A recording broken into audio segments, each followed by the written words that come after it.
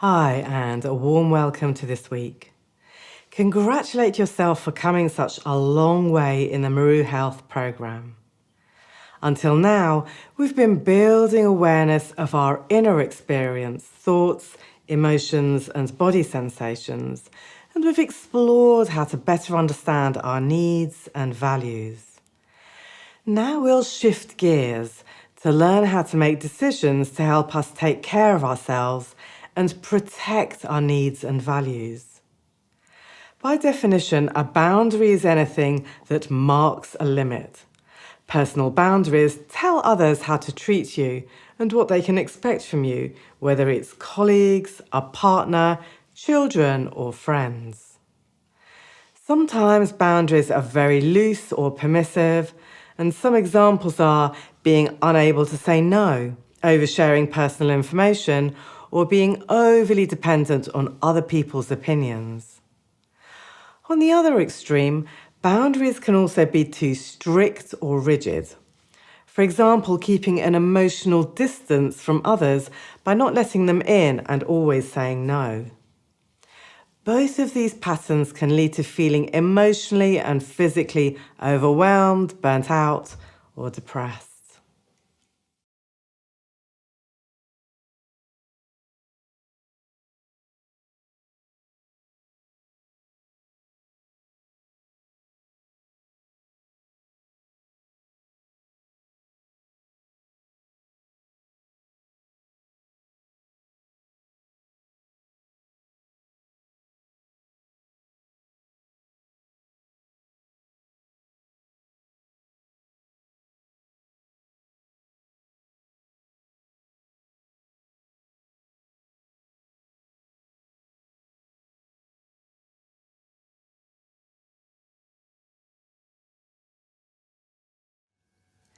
There are 5 general areas where boundaries apply.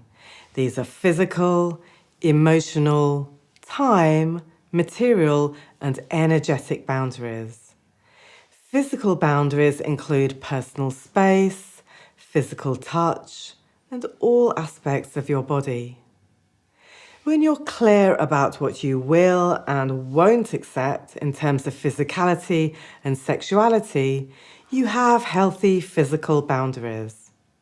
Healthy emotional boundaries include allowing and expressing your emotions appropriately and setting limits on when to share personal information.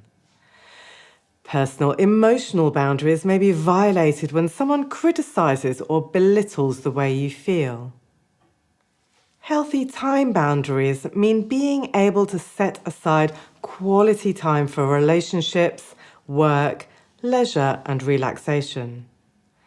Time boundaries are violated when someone or something demands so much time that you end up feeling drained or burnt out.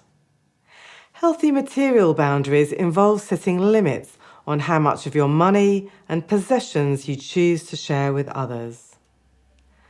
Finally, energetic boundaries help you notice activities that are energizing versus those that are depleting or sap your resources. They help you decide how and when to invest your mental and physical energy.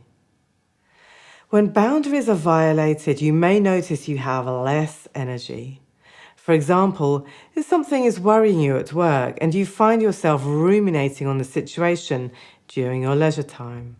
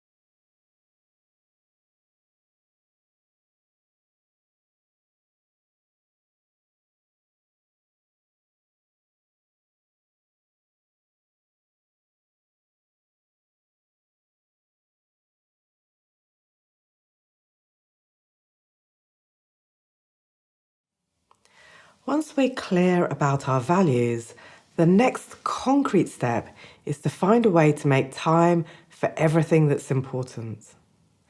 I want to share with you an anecdote that beautifully illustrates how we could prioritize our time.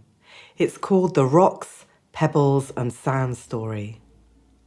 During a seminar on time management, a philosophy professor stood in front of the class with a large empty glass jar.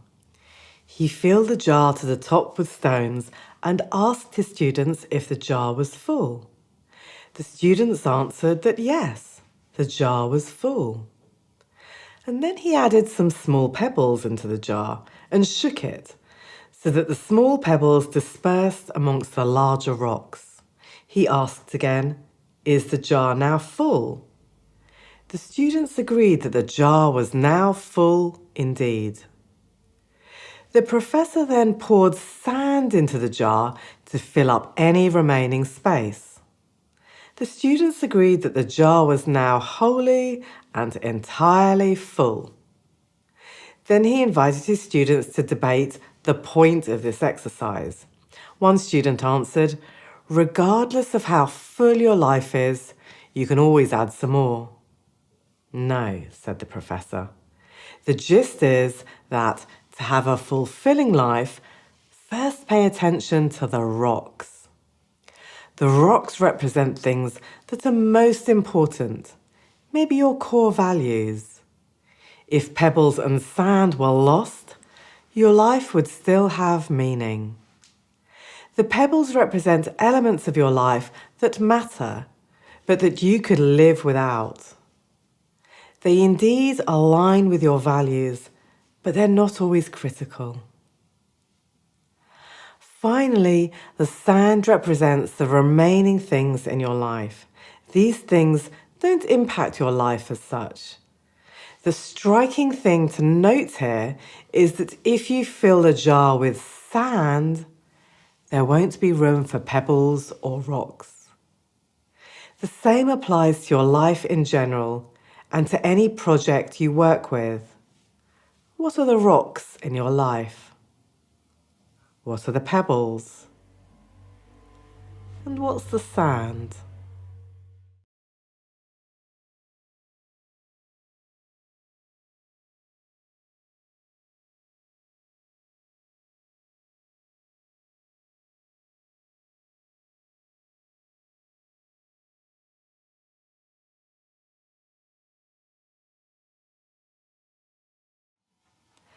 Just as exploring your values is a lifelong journey, setting healthy boundaries is a process that changes based on changing circumstances and requires constant re-evaluation. Sometimes we need to set external boundaries with work, in relationships, or other areas of life. Other times we set invisible boundaries within ourselves by examining and modifying how we spend our time and energy. And therefore, tuning into yourself, being conscious of your energy levels and body's needs is a vital part of setting healthy boundaries and creating balance. How often does your thinking mind tell you to just push through? Check another box on your to-do list, while your body tells you to slow down and rest.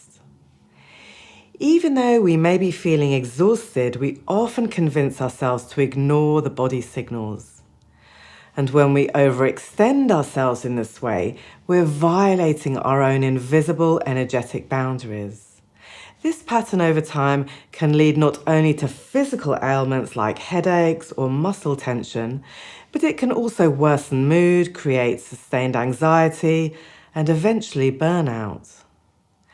The good news is that you've been strengthening your mindfulness muscle over these last 2 months and have the tools to see these patterns with greater clarity.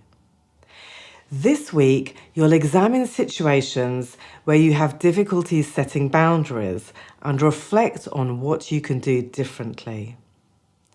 In setting boundaries, you're trying to change very old and well-established patterns. Naturally, this requires considerable effort and energy and can cause some initial discomfort. So please be kind to yourself. One aim this week is just to begin to notice situations where setting limits may be necessary. A renowned mindfulness teacher, Eckhart Tolle, has said, "Awareness is the greatest agent for change." This week, we'll learn communication strategies to help us set boundaries, make a request of someone, or to state our needs or opinions. We'll also look at ways to manage relationships and activities that deplete our energy.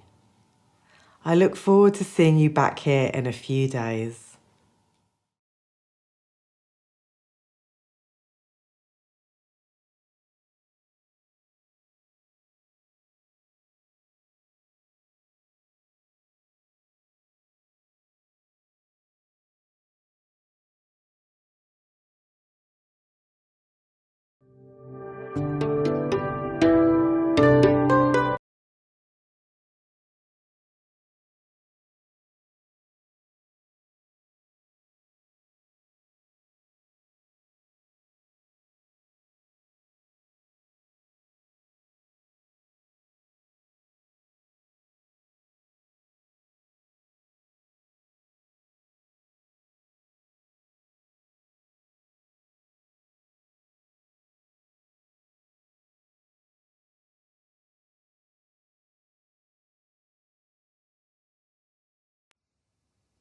This practice is slightly different from the ones we've been doing together so far.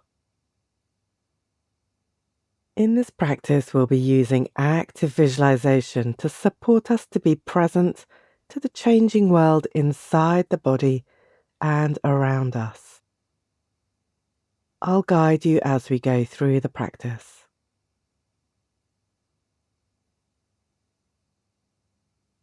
Finding yourself a comfortable position on a chair or a cushion with your spine upright if at all possible, so that you can be relaxed while still feeling fully awake and aware at the same time. If sitting isn't possible, making any adjustments you need.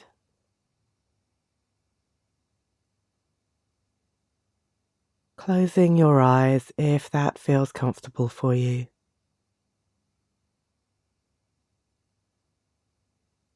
Allowing the weight of your body to drop as you feel into the stability of the lower body.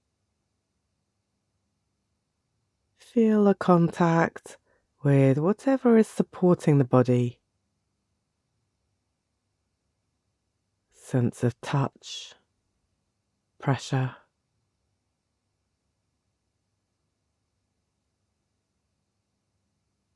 Sensing into your back, spine gently rising up to the top of your head. Relaxing your jaw, softening shoulders, resting arms, hands.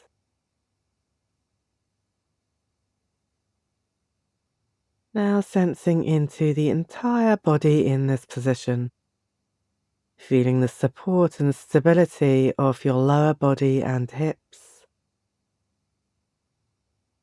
the uprightness, the dignity of the upper body.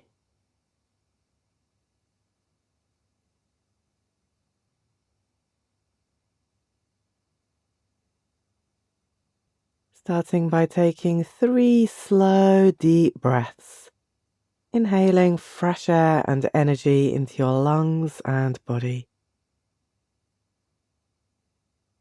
Letting your body settle more deeply with each exhalation. And letting out a sigh and maybe some sound if you like with the exhalation.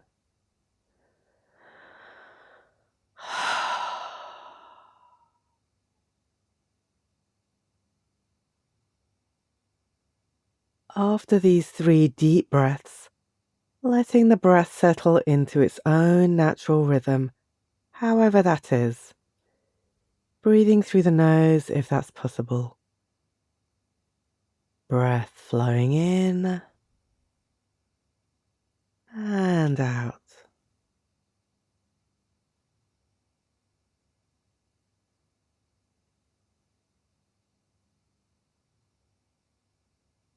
Maybe the breath is felt through the chest area, belly or nostrils, or maybe there's more of a sense of the whole body as the breath moves through.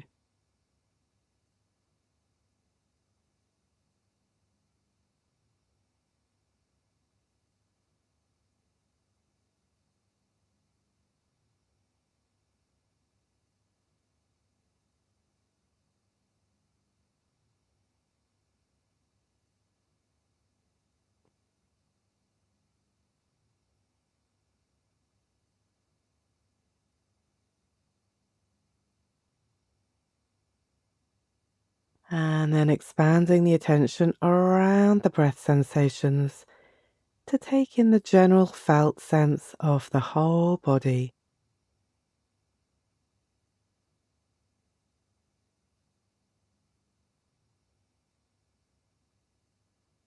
A sense of density or lightness, tightness, heaviness, tingles.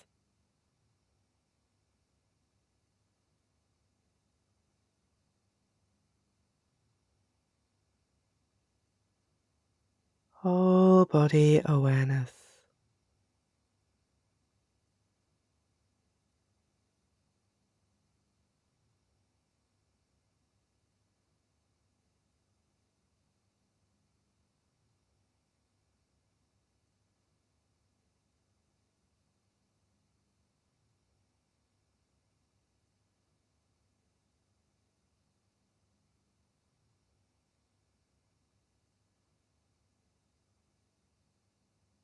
And now shifting slightly to imagine a mountain in front of you.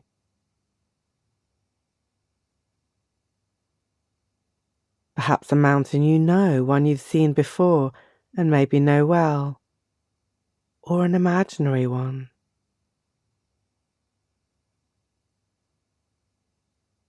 So take a moment to take it in, remembering or imagining what it looks like. Is it big or small? Does it have a summit or several summits? Or maybe it's flat on top.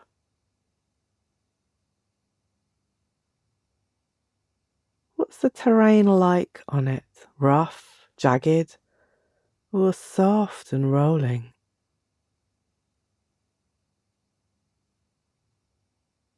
What kind of vegetation grows there? What colours? Browns, greys, greens?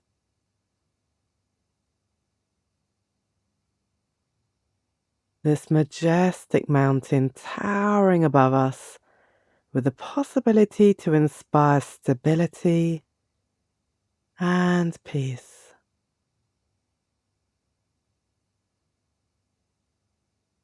With your mind imagining slowly moving towards the mountain, ever closer, until eventually you become the mountain. You are the mountain. Feel what it feels like in your body. Your head, the summit. Arms, belly, the slopes and undulations of the mountain surface. Your legs, the base of the mountain.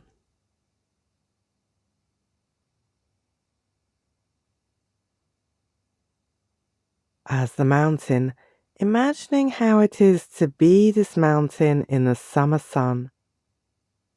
A cloudless blue sky basking in the heat.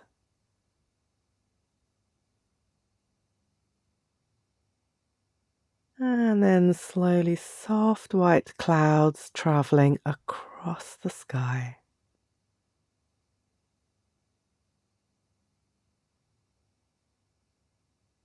And then imagining day turning to night and the mountain changing.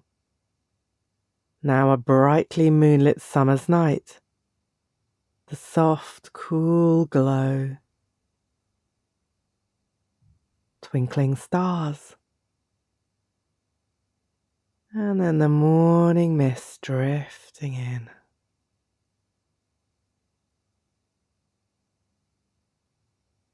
Now a cloudy day, different shades of grey.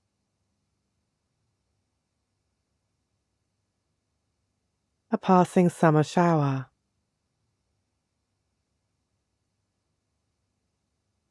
And then warm and dry again.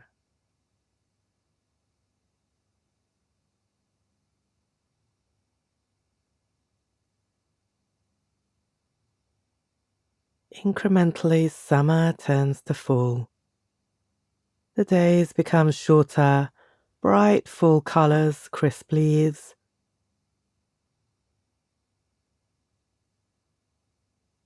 An autumn storm, leaves fluttering down.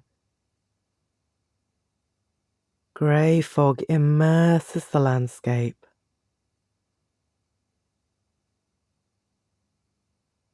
Then a bright, clear day, the sun gently warming the mountain slopes.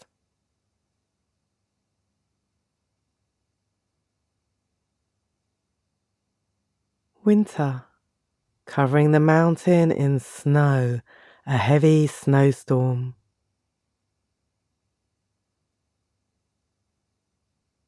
Then sun shining down onto the snow-laden mountain. Maybe people enjoying the sunny, snowy slopes.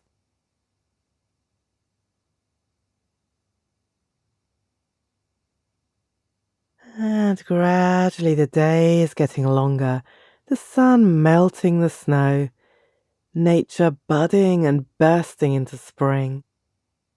Low sunshine and longer, warmer days. The bright greens and colours of spring.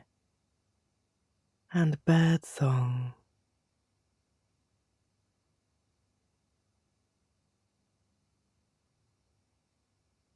Spring turning into summer, the colours deepening, getting richer, days getting warmer.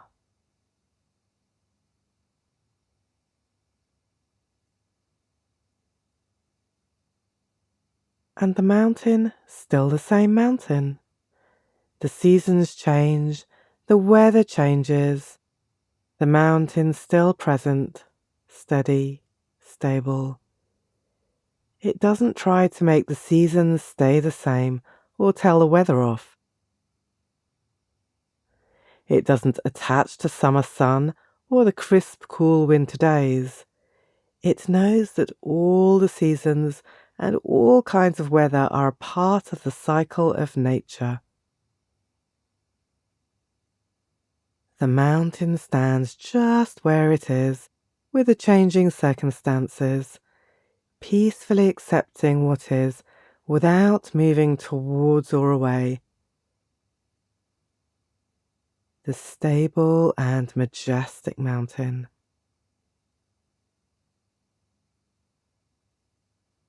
Our moods and emotions change like the weather and seasons. Sometimes we feel foggy and murky, sometimes bright and open. Sometimes our mind is filled with gloomy thoughts like dark clouds. Sometimes our mind is peaceful, our thoughts are calm and gentle, like fluffy white summer clouds on a windless day.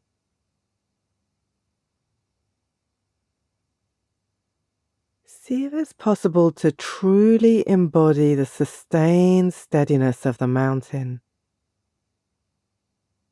You are the mountain, solid and majestic. Calmly witnessing the passing, changing thoughts, emotional storms, dark moments, accepting that all moods are transient, that spring and summer always come after the winter, that storms don't last forever. Without attaching to beautiful summer's days, allowing thoughts and emotions to freely come and go, inviting a spacious openness that allows it all. And perhaps sometimes you can climb to the top of the mountain when you're feeling foggy, only to see that the summit is above the clouds and the sun is shining there. It's bright and everything seems clearer.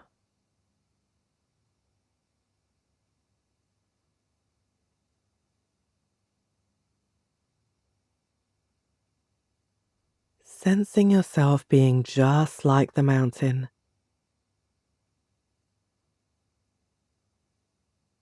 feeling it in your body from the inside.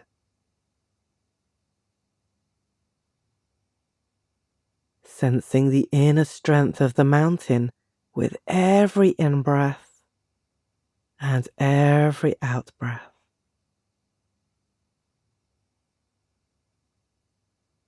Sensing the inner strength of the mountain deep within and through your whole body.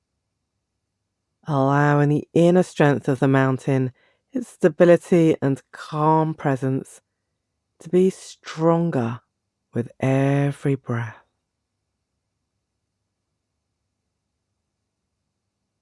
You are the mountain that embodies stability and calm.